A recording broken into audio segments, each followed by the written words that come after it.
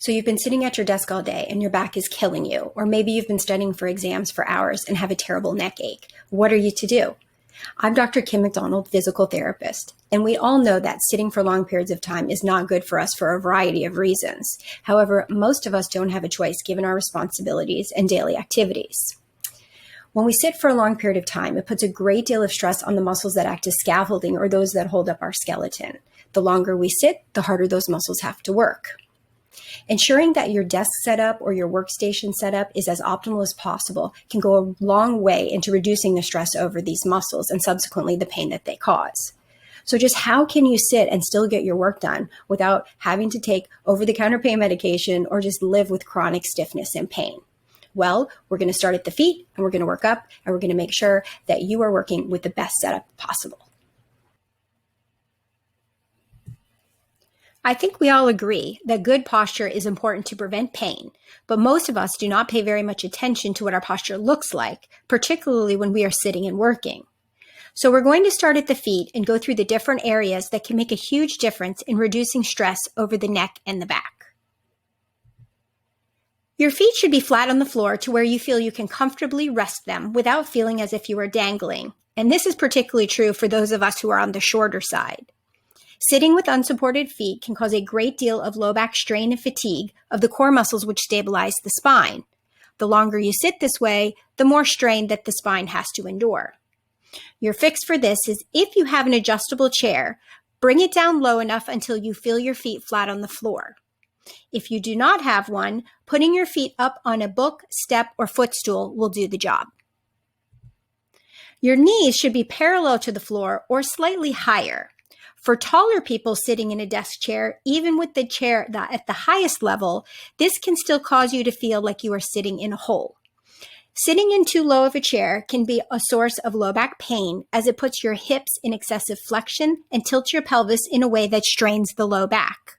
After 8 hours of this, your back muscles will be very unhappy indeed. Your fix for this? Adjust your chair as needed to achieve this position.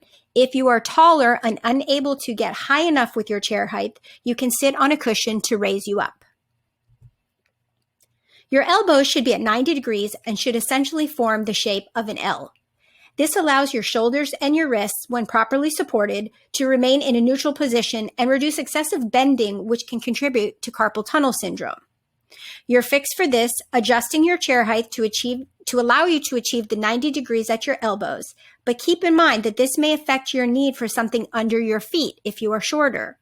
Taller people may need to add a cushion to sit on to get high enough in order to attain the L position at the elbows.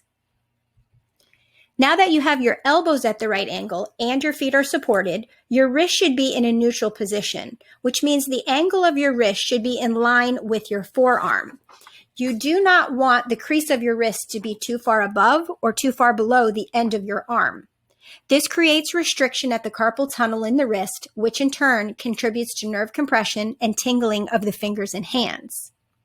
Your fix for this, if you are working with a keyboard that causes your wrist to drop down while your fingers are on the keys, put a wrist support or pad under your wrist crease while you are typing, and that will get you into a neutral position. These can be found online or at an office supply store. If you are working on a laptop, this tends not to be much of an issue depending on how you are sitting with your laptop, which we'll discuss shortly. If you are using a mouse, it should be at the same level as your keyboard, and a wrist support under your wrist as your fingers rest on the mouse itself will keep your wrist in neutral. Your monitor should be directly in front of you and not off to one side.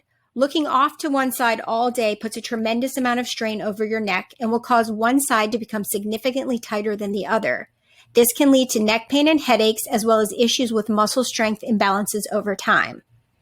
In addition, have your monitor about a full arm's length away from you to allow for ease of reading and room for your keyboard while allowing for proper arm position while sitting.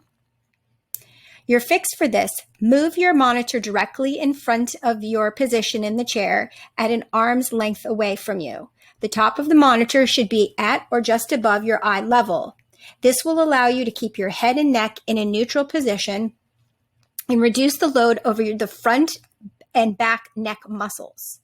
If you wear bifocals, drop the top of the monitor by 1 to 2 inches to prevent having to tilt your head upward in order to look through the bifocals.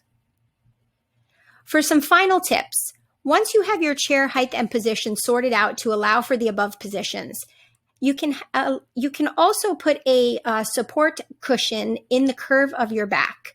These can be in the form of a pillow, towel roll, or a regular lumbar cushion so that your back does not curve into a hammock or a slumped position. This support should allow you to sit comfortably in your chair with your feet and knees in the proper positions while allowing your ears, shoulders, and hips to be in line with each down the side of your body. If you are using a laptop that is not set up on a desk, get it off your lap. Sitting on the couch with a laptop on your lap puts your neck and low back in an overly flexed and stressed position. If you are not working at a desk, you can put a pillow or two on your lap and then the laptop on the pillows to raise it up so that you do not have to look down so excessively at the screen.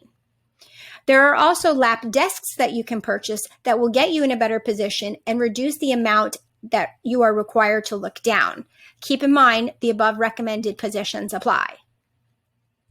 If you're spending a great deal of time on the phone, you should consider using either a speakerphone mode or headset or earbuds so that you do not have to flex your head sideways to hold the phone while writing, typing, etc. This is becoming less of an issue with the increased use of cell phones. However, some people who work in an office setting may still be using a traditional receiver in cradle phone. Finally, the last recommendation that I always make to my patients I work with regarding desk setup is to get up very frequently to break the holding of one position for long periods of time. This can be something as simple as standing at your desk, doing some simple stretches, or taking a short walk to the bathroom or break room to grab a glass of water. Good hydration is important for muscle and other soft tissue health, so make sure that you are drinking enough. Holding sitting work positions for several hours is what contributes to muscle strain, fatigue, and pain, and even a quick change of position every 30 minutes can be very helpful in combating these. So there you have it. Check out your desk setup and see what changes you can make to help yourself combat stiffness and discomfort that can come from the necessity of working for prolonged periods of time at a computer or a workstation. Thank you so much for watching, and if you want more information on how you can reduce your pain or improve your health and wellness, you can visit my website at www.crimsontherapies.com. You can also check out my blog or register for one of my courses for step-by-step instruction how to deal with back pain or core weakness. Thanks again, and be well.